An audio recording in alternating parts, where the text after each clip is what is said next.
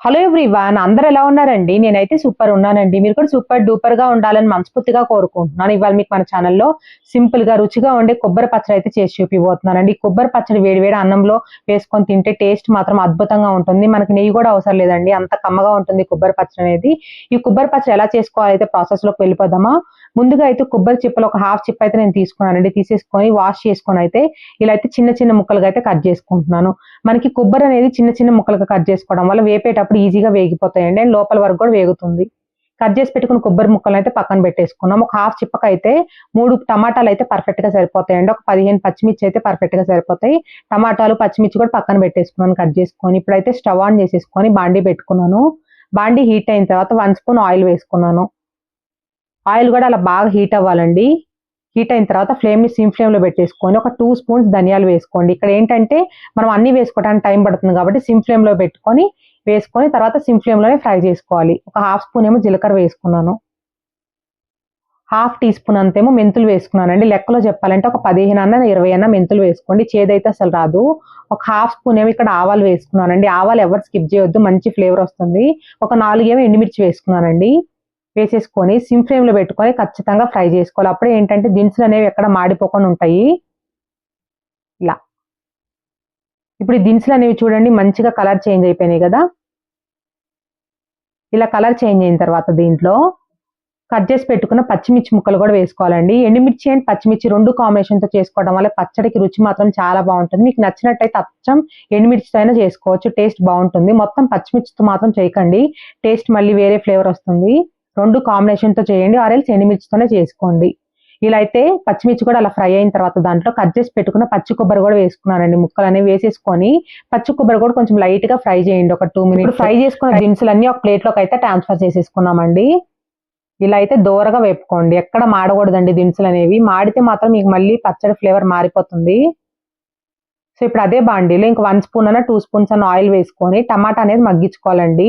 ఇలా విడివిడిగా చేసుకోవడం వల్ల పచ్చడి రుచి బావుంటుంది. ఒకేసారి టమాటా వేసి ఫ్రై చేయకండి. ఇలా విడిగానే ఫ్రై చేసుకోండి. చూడండి బాగా పండిన టమాటా వేసుకోండి. అప్పుడేంటంటే పచ్చడికి మంచి కలర్ వస్తుంది. అండ్ టేస్ట్ కూడా బావుంటుంది. నేనేంటంటే టమాటా అనేది పైన మూత పెట్టట్లేదండి. మీకు నచ్చినట్టయితే కొంచెం లైట్‌గా పసుపు, ఉప్పు వేసుకొని మూత పెట్టేసుకొని మగ్గించుకోండి. ఇప్పుడైతే చూడండి టమాటా అనేది కొంచెం లైట్‌గా మెత్తబడిపోయింది కదా! ఇలా మెత్తబడిపోయిన తర్వాత దాంట్లో కొంచెం లైట్‌గా చింతపండు వేసుకోండి. ఇక్కడ చింతపండు వేసుకోవడం వల్ల ఫ్లేవర్ చాలా బావుంటుందండి. ఎక్కువ కాదండి, జస్ట్ వేసినట్టు వేయండి కొంచెం. ఒక చిప్ప కొబ్బరికి.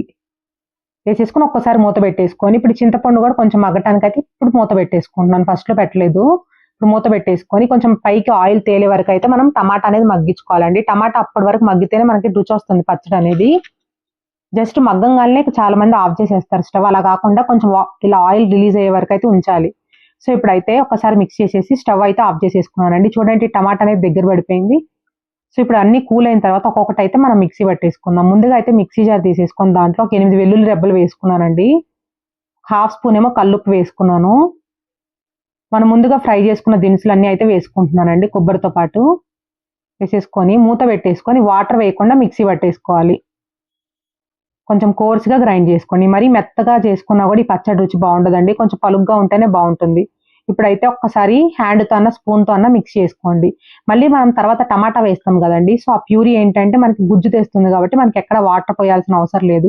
వాటర్ వేస్తే మళ్ళీ ఫ్లేవర్ మారిపోతుందండి. మళ్ళీ చెప్తున్నాను. ఇప్పుడు ఈ కొబ్బరిలో టమాటా మగ్గించుకున్నాం గదండీ! ఆ టమాటా అనేది కూల్ అయిన తర్వాత వేసుకోండి. వేసేసుకొని మూత పెట్టేసుకొని జస్ట్ ఒక్క పల్స్ ఇవ్వండి అంతే. ఎందుకంటే టమాటా మనకి మగ్గిపోయి ఉంది గాబట్టి ఎక్కువ టైం పట్టదండి. ఒక పల్స్ ఇస్తే జస్ట్ టమాటా అనేది ఆ కొబ్బరిలో కలవటం కోసమే. ఒక పల్స్ ఇచ్చేసి ఉప్పు, కారాలు చెక్ చేసేసుకొని ఒక బౌల్‌లోకైతే ట్రాన్స్‌ఫర్ చేసేసుకోండి. వాటర్ అయితే అస్సలు యాడ్ చేయకండి. మళ్ళీ చెప్తున్నాను.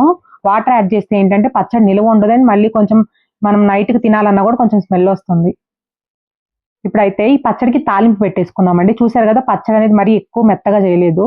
తాలింపు కోసం అయితే స్టవ్ ఆన్ చేసేసుకొని బాండీ పెట్టేసుకొని ఒక 2 స్పూన్స్ ఆయిల్ వేసుకున్నానండి. ఆయిల్ హీట్ అయిన తర్వాత ఒక ఎండుమిర్చి, పచ్చిశనగపప్పు, మినపప్పు, ఆవాలు, జీలకర్ర అయితే వేసుకున్నాను. ఈ మొత్తం దోరగా అలా ఫ్రై అవుతున్నప్పుడే దాంట్లో ఒక గుప్పెడైతే కరివేపాకు కూడా వేసుకున్నానండి. మీకు కావాలనుకున్నట్టయితే ఇక్కడ 4, 5 వెల్లుల్లి దంచుకొని కూడా వేసుకోవచ్చు. ఇంకా ఫ్లేవర్ కావాలనుకున్నట్టయితే. లాస్ట్‌లో కొంచెం అయితే కొత్తిమీర వేసేసుకొని స్టవ్ అయితే ఆఫ్ చేసేసి ఈ తాలింపు అనేది పచ్చడిలో వేసేసుకొని మిక్స్ చేసేసుకోవడమే అండి. అంతే అండి, టేస్టీ టేస్టీ కొబ్బరి పచ్చడి అయితే రెడీ అయిపోయింది. టేస్ట్ అయితే నిజంగా చెప్తున్నానండి చాలా కమ్మగా ఉంటుంది. పాతకాలపు వంటలు ఎంత కమ్మగా ఉంటాయో అంతే కమ్మగా ఉంటదండి పచ్చడి అనేది. ఒక్కసారి అయితే ఇలా నా స్టైల్‌లో అయితే ట్రై చేసి చూడండి కొబ్బరి పచ్చడి అనేది. ఈ కొబ్బరి పచ్చడి రెసిపీ అయితే మీకు నచ్చింది అనుకుంటున్నానండి. నచ్చినట్టయితే ఒక చిన్న లైక్ చేయండి, షేర్ చేయండి అండ్ కామెంట్ చేయండి. అండ్ పక్కనే ఉన్న బెల్ ఐకాన్‌ని ప్రెస్ చేయండి. అప్పుడు నేను పెట్టే కొత్త కొత్త వీడియోస్ అన్నీ మీకు నోటిఫికేషన్స్ ద్వారా వస్తాయి. అప్పుడు ఈజీగా చూసేయొచ్చు. Thank you so much for watching అండి. Take care. Bye bye. See you next video. మీరు గనుక ఫస్ట్ టైం మన ఛానల్ చూస్తున్నట్టయితే సబ్స్క్రైబ్ చేసుకోండి ప్లీజ్.